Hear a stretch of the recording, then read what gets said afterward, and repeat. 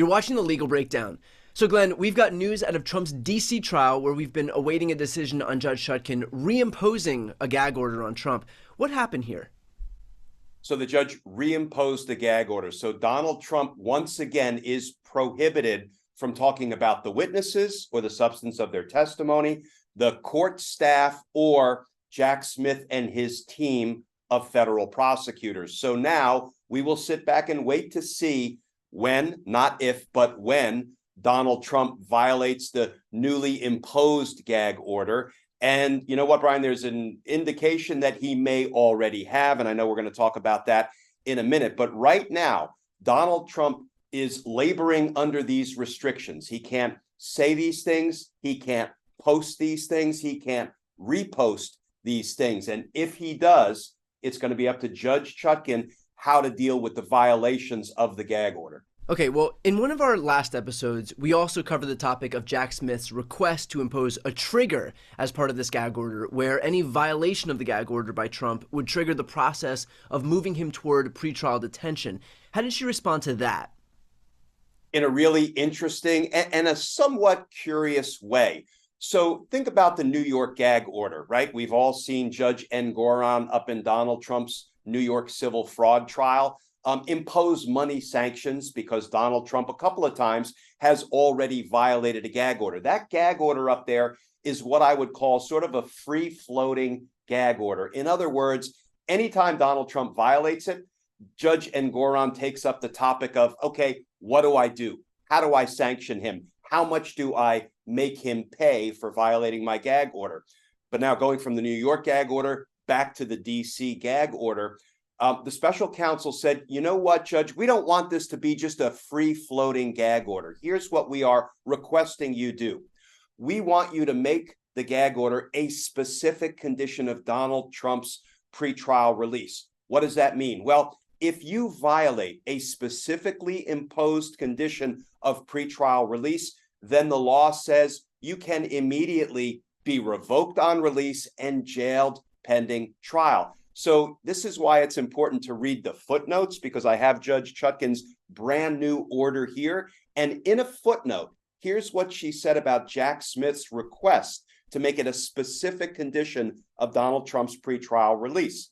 She said, the court hereby denies that request without prejudice. What does that mean? That means, Special Counsel Smith, you can raise it again if you think the circumstances warrant it. But at this moment, I'm going to deny it without prejudice, because even assuming that the request is proper, the court concludes that granting it is not necessary to effectively enforce the order at this time.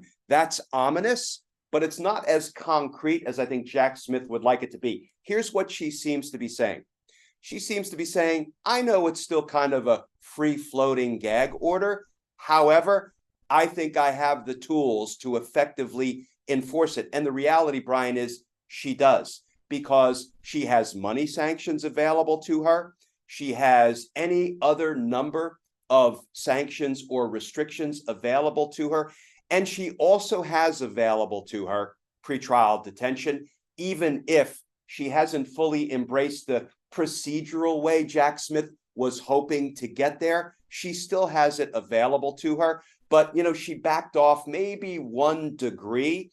And I think she's going to wait. She's going to continue to give Donald Trump a little bit of rope and see what he does with it. And we all know what Donald Trump will do. He will promptly and repeatedly violate the reimposed gag order. Well, Glenn, you know, a lot of people who are watching this right now will look at that and say, well, yeah, she has tools at her disposal like money sanctions. But if you look at what happened in the New York case, Donald Trump has violated his gag order twice, and money sanctions were imposed on him twice. So, in fact, money sanctions aren't really a good deterrent for Donald Trump, because clearly he's willing to violate them as many times as he needs to. So really, what seems to be the only solution here that would work is the threat or the actual execution of pretrial detention. So I mean, I guess what would be your response to that? My response to that is Judge Chutkan knows exactly what you just articulated. I fully agree with it. And here's what she's going to do. I can see it coming a mile away, having practiced in that very courthouse for decades. What she's doing is she's building a record. Next time she has to take up this issue, Brian, here's what I suspect she'll say. She will say, listen, I am aware of the history of Donald Trump in the New York fraud trial, violating gag orders repeatedly, having money sanctions imposed, and it did not deter his conduct. Therefore, I'm not going to go that route. I'm going to do something far more serious, far more significant. Of course, the most significant was would be putting his big orange butt in a jail cell pending trial. I do think Jack Smith and Judge Chutkan are walking closer and closer by the day to having Donald Trump detained pending trial. But, she's not foolish. She's going to incorporate what's going on up in New York. The first time she has to now concretely address a violation of her reimposed gag order. And I don't even think she's going to go to money sanctions. If she does, maybe she goes to 100,000, maybe she goes higher. Now, we all know that means nothing to Donald Trump because he'll just grift more from his base to satisfy that money sanction. But all I would say is stay tuned. It's a long road. It's a frustrating road. Justice is not moving quickly enough, but I think Judge Chutkan is putting all the pieces in place, and those pieces ultimately may lead to pretrial detention. Now, does she have to give him the opportunity to mess up before she can then move forward with any type of a more severe punishment? Like, I know that we've seen him violate his gag order in New York, but that's a separate trial from what we have in D.C. So does she have to give him some rope so that he can hang himself, or can she move right to a punishment for something that happened in a different trial, for example? Yeah, it's a great question. She can take it into consideration when she is assessing, when she is exercising her judicial discretion about what an appropriate sanction might be. It is absolutely fair game for her to look at Donald Trump's history, even in other cases. Brian, we do that all the time. You know what happens when we arrest somebody? The first thing we do is we look at their criminal history. For example, let me give you an easy one. If somebody has other criminal cases in their past and they were put on bail and they violated bail, or maybe they jumped bail, well, guess what? By that history, they have shown themselves to be what? A flight risk. So they will be detained pending trial, even though, it may be their very first appearance in their new case. So she absolutely can look to the history in other cases in assessing and exercising her judicial discretion about what the appropriate remedy might be for the first violation under this newly reimposed gag order. And I have a feeling that's exactly what she's going to do. Okay, that makes total sense. Trump came out and attacked his former Attorney General Bill Barr about an hour after that gag order was reimposed. How do we know that Trump knew that Bill Barr was a witness in this case? And does he have leeway if he plays dumb? First of all, everyone knows Bill Barr is a potential witness. Bill Barr is the one who said there was no widespread or systemic fraud undermining Joe Biden's win. He testified to that before the January 6th committee. Interestingly, you may remember that Donald Trump's daughter Ivanka Trump testified. She credited Bill Barr's assessment, not her father's, about election fraud. That makes Ivanka Trump a witness as well in the criminal trial. I'll stay tuned for that. But he has no plausible argument that Bill Barr is not a witness. In fact, he continues to attack Bill Barr over and over and over again, obviously trying to undermine the credibility of his future testimony. So that dog won't hunt. He has no plausible argument that I didn't know Bill Barr could present incriminating evidence against me. Here's the more interesting question. This is an interesting factual question, not really an interesting legal question.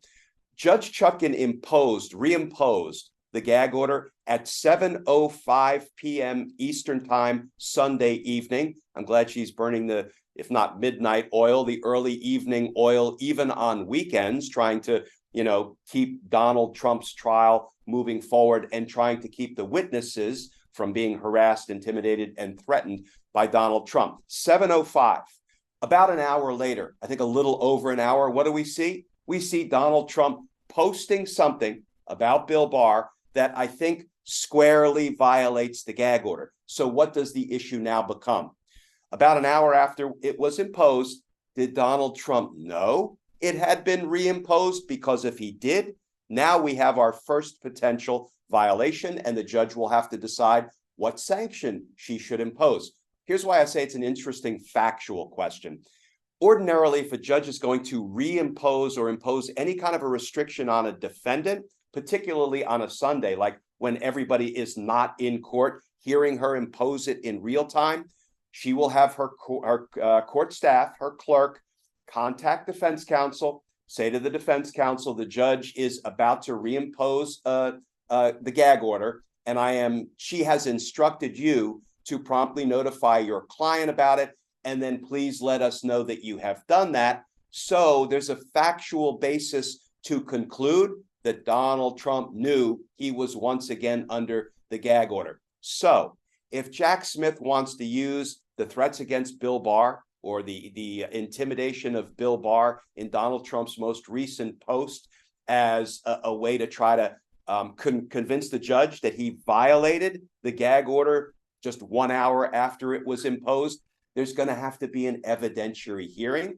There's probably going to have to be testimony or at least sworn affidavits from the parties submitted to the judge. So the judge has a factual basis to conclude that, yes, he knew it had been reimposed.